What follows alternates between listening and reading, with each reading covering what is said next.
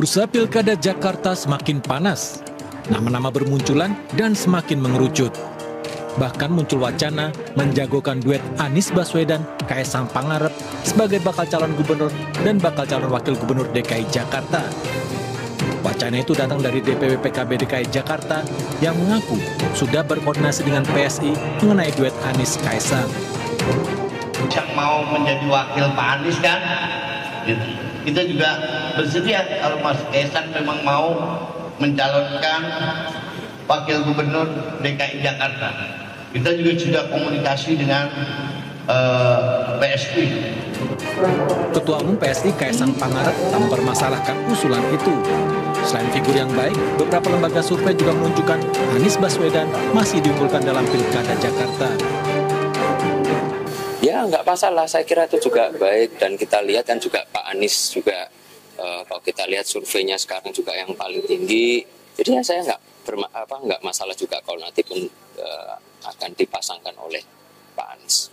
Sudah itu ya. Sementara Anies belum memberikan komentar. Meski pekan lalu, Anies telah membuka pintu bagi PDI Perjuangan untuk menjadi partai pengusungnya di Pilkada DKI Jakarta 2024. PDIP juga menarik. Wah. Jadi sambil kita lihat hari-hari ini kan, mudah-mudahan nggak lama lagi sampai pada kesimpulan. Tapi PDIP menarik ya Pak? Menarik. Bismillahirrahmanirrahim. Assalamualaikum warahmatullahi wabarakatuh. Alhamdulillahirrabbilalamin. Allahumma salli ala sayyidina Muhammad wa ala ali sayyidina Muhammad. Sahabat-sahabat Bloko Soto Channel, semoga terus dalam keadaan sehat walafiat dan terus dalam lindungan Tuhan Yang Maha Esa. Balik lagi di Bloko Soto Channel dalam obrolan berita-berita populer. Kali ini saya coba mengajak sahabat-sahabat semua untuk berbagi pendapat ataupun mengobrolkan berita-berita politik terupdate kali ini ya. Kalau kita kasih topik, ya anggap saja topiknya adalah kans atau peluang pemasangan Pak Anies Baswedan dan Mas Kaisang dalam Pilkada DKI Jakarta ke depan gitu ya. Sebelumnya kita sudah membahas terkait dengan intrik atau skenario politik kotor dari lingkar kekuasaan dari satu keluarga yang ingin membangun dinasti politik untuk kemudian membangun sebuah pola politik yang sama. Kalau sebelumnya ada Mahkamah Kakak atau Mahkamah Konstitusi, hari ini yang baru-baru adalah Mahkamah Adik atau Mahkamah Agung ya.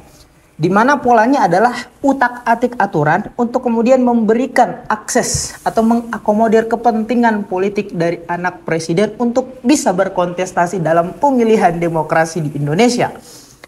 Pun hari ini juga dalam kontestasi pilkada yang akan datang, orang-orang yang akan terjun di dalamnya bukan orang-orang baru yang kemudian ikut dalam kontestasi kali ini. Masih nama-nama yang sama. Ada Pak Joko Widodo, ada Pak Anies Baswedan, ada Pak Prabowo, ada Ibu Megawati, ada PSI, dan lain sebagainya gitu ya.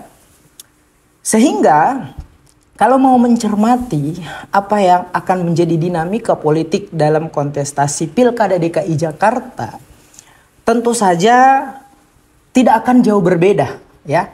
Apa yang kemudian akan terjadi, apa yang kemudian akan menjadi dinamika, apa yang kemudian menjadi siasat politik baik maupun kotor di dalam proses-proses pemilihan Pilkada DKI Jakarta. Nah, banyak orang yang mempertanyakan bahwa kok kenapa sih Pak Anies mau terjun atau ikut dalam kontestasi Pilkada DKI Jakarta? Artinya orang-orang ini mengatakan bahwa sebetulnya Pak Anies Baswedan ikut dalam kontestasi Pilkada DKI Jakarta itu memperlihatkan ada penurunan kelas gitu ya. Sudah pernah menjadi gubernur DKI Jakarta, ikut dalam kontestasi Pilpres tingkat pemilihan demokrasi paling tinggi di Indonesia, tetapi kemudian hari ini turun lagi ke pemilihan provinsi DKI Jakarta ya. Pertanyaan sebaliknya, apakah kemudian kita rela sosok seperti Pak Anies Baswedan secara personal? Mari kita ulik secara personal.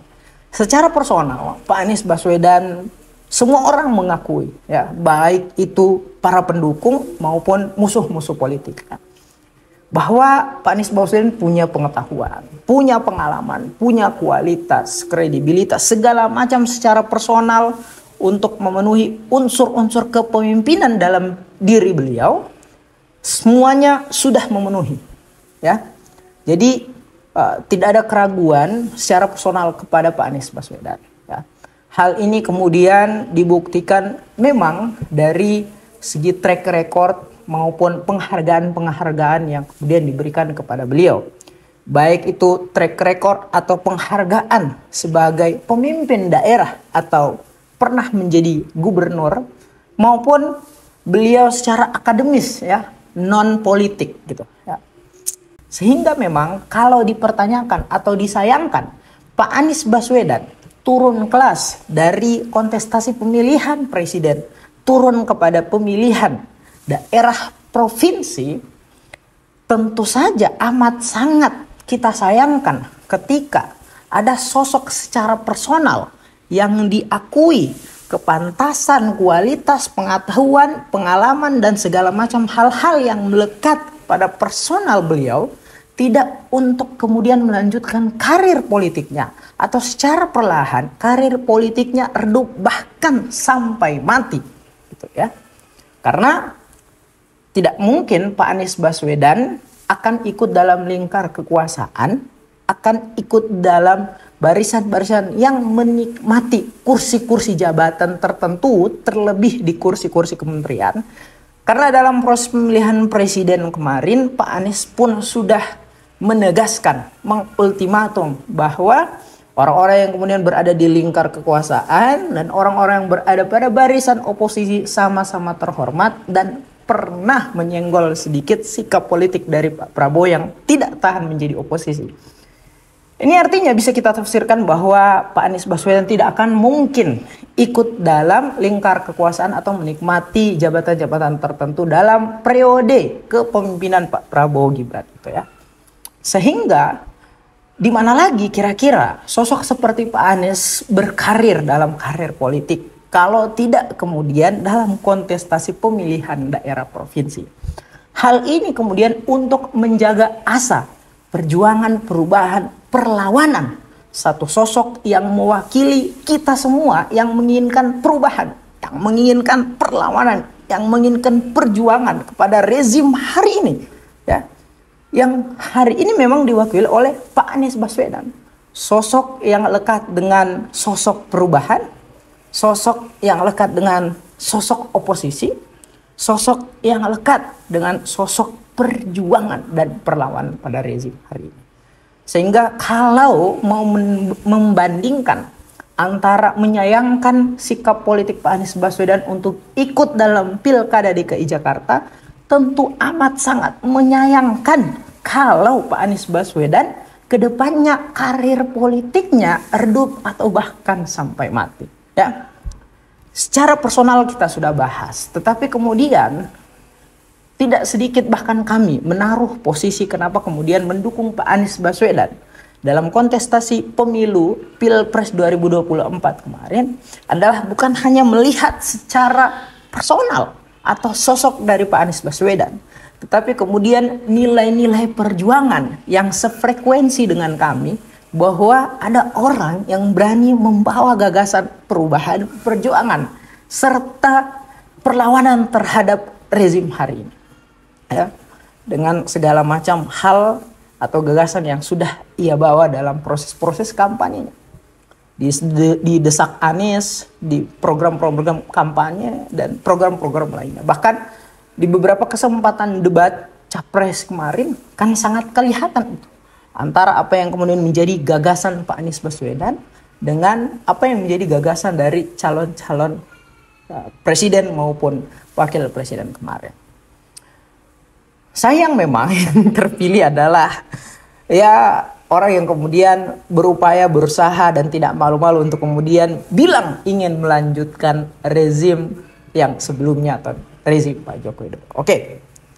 Sampai di situ artinya kita sudah memahami bahwa sangat wajar atau memberikan tolerir kepada Pak Anies Baswedan untuk kemudian melanjutkan karir politiknya meskipun orang-orang menganggap ini adalah sikap politik yang turun kelas dari sebelumnya ikut kontestasi pemilihan tingkatannya nasional, kemudian hari ini turun kepada tingkatan provinsi. Tapi tidak masalah. Tidak masalah karena masih bagian dari proses perjuangan untuk kemudian merebut gagasan, nilai yang tadi sudah sebelumnya menjadi satu frekuensi untuk kita. Bahwa ada orang, ada sosok yang bukan hanya secara personal sudah diakui, tetapi kemudian nilai gagasan yang sefrekuensi dengan kita semua. Ya. Nah, terkait dengan itu, kemudian sosok Pak Anies Baswedan dipasangkan dengan coba diisukan oleh banyak media maupun elit-elit politik yang memasangkan Pak Anies Baswedan dengan Mas Kaisang. Ya. Menurut kami tidak akan berakhir pada jadinya pasangan ini akan dipasangkan pada proses pemilihan Pilkada DKI Jakarta. Ya. Ini hanyalah bagian dari strategi politik yang polanya hampir sama dengan kontestasi pemilu presiden tahun 2024 kemarin. Siapa yang menyangka nama Gibran kemudian akhirnya ikut dalam kontestasi pemilihan presiden. Setelah sebelumnya kita melihat berbagai macam survei, tidak ada nama Gibran masuk dalam bursa cawapres. Ya. Nama-nama besar ketika itu Erick Thohir, Airlangga Hartarto, dan lain sebagainya. Yang memang tidak ada nama Gibran karena Gibran secara pengalaman dan persyaratan belum terpenuhi ketika itu. Sebelum pada akhirnya oleh Mahkamah Konstitusi merubah aturan PKPU yang kemudian mengakomodir kepentingan politik Gibran beserta keluarganya. Gitu, ya. Nah, pola itu hampir sama dengan hari ini. Siapa yang pernah membayangkan Kaisang ini kemudian akan ikut dalam kontestasi pemilihan DKI Jakarta? Karena memang secara pengalaman, secara memenuhi syarat atau tidak, dia belum memenuhi syarat, ya, sebelum akhirnya Mahkamah Agung berpotensi untuk kemudian mengakomodir kepentingan politik Kaisang setelah merubah secara teknis syarat pencalonan calon gubernur DKI Jakarta. Ya. Setelah itu, setelah mereka berhasil memenuhi syarat, setelah adanya utak-atik aturan, mulailah langkah yang kedua adalah dengan mengkampanyekan nama-nama yang berkepentingan dalam kontestasi pemilihan demokrasi di Indonesia. Sebelumnya ada Gibran, hari ini ada Kaisang, oleh banyak media, oleh banyak influencer, oleh banyak artis sensasional, oleh banyak tiktokers, instagramer, dan lain sebagainya. Terbukti hari ini kita lihat hampir semua media mengorientasikan pemberitahuan informasi pada pemilihan Pilkada DKI Jakarta adalah hanya nama Pak Anies Baswedan dan Kaisang yang hari-hari ini hangat, gitu ya. Sehingga memang tujuannya adalah pada mengkampanyekan dan memfamiliarkan nama Kaisang untuk kemudian pada akhirnya ikut dalam kontestasi pemilihan Pilkada di DKI Jakarta kepada masyarakat di DKI Jakarta itu sendiri. Paling tidak kita bisa melihat ada beberapa ketidakmungkinan yang kemudian menjadi alasan dari tidak akan dipasangkannya sosok Anies Baswedan dengan Kaisang Pangarep, anak Presiden Joko Widodo. Melihat bahwa yang pertama, narasi yang dibawa oleh Pak Anies Baswedan ketika pertarungan Pilpres 2024 adalah perubahan, perlawanan, perjuangan terhadap perubahan keadaan selama rezim ini berlangsung. Sehingga secara narasi ataupun background yang melekat pada kedua kubu ini tidak akan mungkin disatukan. Ya. Ibarat dua kutub magnet yang saling berlawanan lah, kira-kira gitu. Kemudian yang kedua adalah berkaitan dengan isu bahwa PDIP akan ikut dalam mengusung nama Pak Anies Baswedan dalam kontestasi Pilkada DKI Jakarta.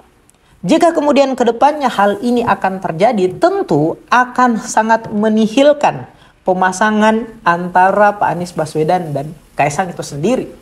Secara kita tahu bersama, PDIP yang sudah membesarkan karir politik dari keluarga Jokowi, tetapi kemudian pada akhirnya mereka dihianati, yang sampai hari ini belum sampai sembuh lukanya. Tentu saja tujuan atau alasan dari PDI Perjuangan mengusung nama Pak Anies Baswedan adalah untuk kemudian akan melawan anak dari Presiden Joko Widodo itu sendiri atau Kaisang Pangarep. Ya. Jadi semakin besar gitu ya ketidakmungkinan kedua pasangan ini untuk kedua orang ini untuk kemudian dipasangkan. Ya. Pertanyaannya, apakah kita tidak pernah taubat atau sadar dengan dinamika politik Indonesia yang kalau bicara tentang politik itu dinamis. Artinya hari ini A, besok bisa berubah menjadi B, ataupun bisa sampai Z. Kemarin kawan, hari ini bisa jadi lawan. Dan besok bisa kembali menjadi kawan. Tidak ada lawan maupun kawan abadi dalam politik.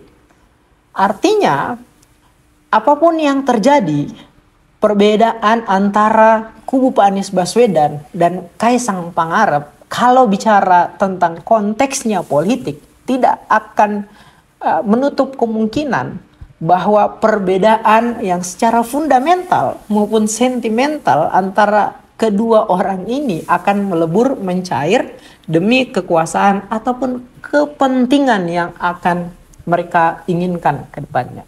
Ya. Entah dipasangkan atau tidak, sikap politik kita adalah selain menilai sosok itu secara personal, siapapun itu, entah Pak Anies Baswedan, entah siapapun itu, yang tidak kalah lebih penting adalah nilai gagasan ide yang dia bawa.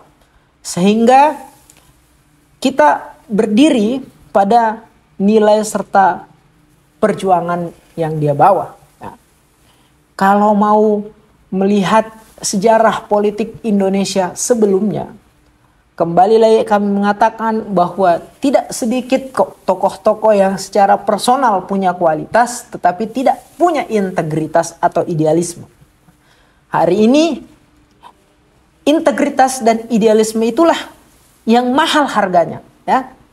Sehingga kembali lagi ketika dibandingkan secara personal ataupun nilai dari perjuangan yang ia bawa, kami lebih mengutamakan nilai gagasan perjuangan yang ia bawa. Jadi kembali lagi pada pertanyaannya, entah Pak Anies Baswedan dipasangkan dengan Kaisang ataupun tidak, ya tentu saja kalau Pak Anies Baswedan bersedia untuk dipasangkan dengan Kaisang itu sendiri, tidak ada kata selain kata lawan yang harus kita terus gaungkan atas sikap politik dari Pak Anies Baswedan. Ya.